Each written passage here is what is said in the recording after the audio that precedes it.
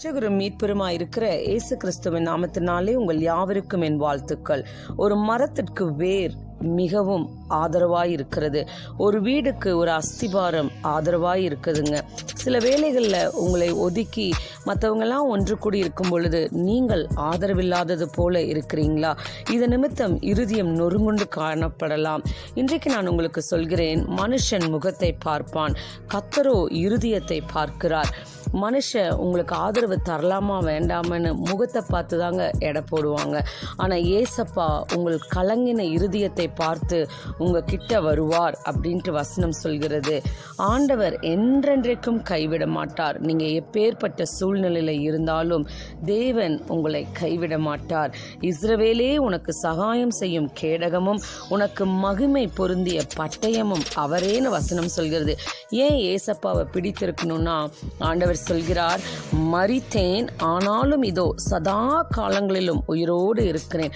உயிரோடு இருக்கிற ஏசப்பா நிச்சயமாக உங்களுக்கு ஆதரவாய் இருப்பாருங்க.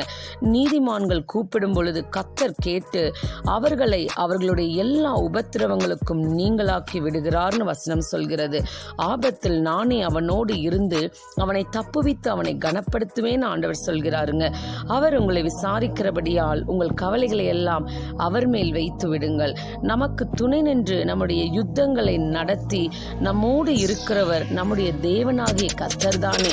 மனுஷன் விட்டுட்டு போலாங்க, ஆனால் நிச்சயமாய் துணை நிற்கிறவர் கர்த்தர் ஒருவரே.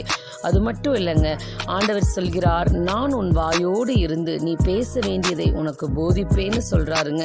நீங்க என்னென்ன வாக்குத்தத்தங்களை சொல்லி ஏசப்பாட்ட ஜெபிக்கணும்னா, நீங்க ஏசப்பாவை பார்த்து சொல்லுங்க, நீரே என் தேவன், உம்முடைய நல்ல ஆவி என்னை செம்மையான வழியிலே நடத்துவாராகன்னு சொல்லுங்க.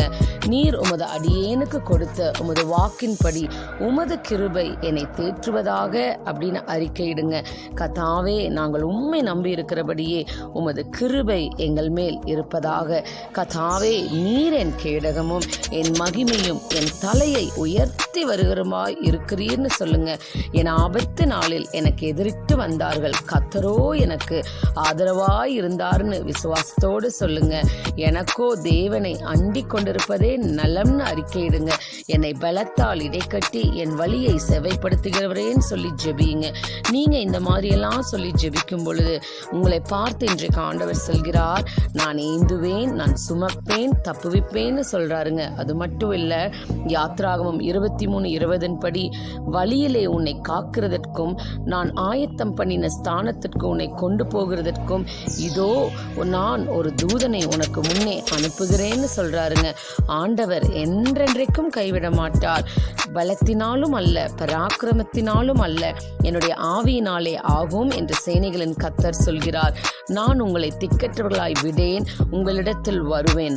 ஒருவனை அவன் தாய் தேற்றுவது போல நான் உங்களை தேற்றுவேன் ஆண்டவர் வாக்குத்தத்தம் தருகிறாருங்க.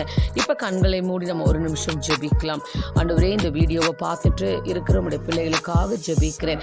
எந்த காரியத்துல அவங்களுக்கு ஆதரவு இல்லைன்னு நினைக்கிறாங்களோ அந்த காரியத்துல எல்லாம் நீங்க ஒரு தாய் தேற்றுவது போல இவங்களை கூட இருந்து தேற்றுங்க சுவாமி. இவங்க திக்கற்று இருக்கிற வேளையில நீங்க அவங்க கிட்ட வந்து உங்களுடைய ஆவியினாலே உங்களுடைய சேனைகளின் கர்த்தர் காக்கும்படியாய் கேட்கிறோம் ராஜா. நீர் என்றென்றைக்கும் கைவிடாத தேவன். இவர்களையும் இவங்க குடும்பத்தையும் நீங்க ஏந்தி சுமந்து தப்புவிக்க கிருபை தாங்க. நீங்க இவங்களுக்கு கட்டளையிட்டு இருக்கிற தூதர்களை கொண்டு ஒவ்வொரு நாளும் நீங்க இவங்களை வழி நடத்துங்க ராஜா. ஆண்டவரே, இவங்களையும் இவங்க குடும்பத்தையும் நீங்க ஆசீர்வதிங்க. இரட்சகரும் மீட்பெருமாய் இருக்கிற இயேசு கிறிஸ்துவின் நாமத்தில் ஜெபிக்கிறேன், ஆமேன். இன்றைக்கு நான் உங்களுக்கு சொல்கிறேன், அவர் உங்களை விசாரிக்கிறவரானபடியால் உங்கள் கவலைகளை எல்லாம் அவர் மேல் வைத்து விடுங்கள். நீதிமான் கூப்பிடும் பொழுது நிச்சயம் ஆண்டவர் கேட்டு உங்களை விடுதலையாக்குவார். தேவன் சொன்ன எல்லா வாக்குத்தத்தங்களும் உங்களுக்கு ஆம் என்றும் ஆமேன் என்றும் உண்டாக கடவது. God bless you.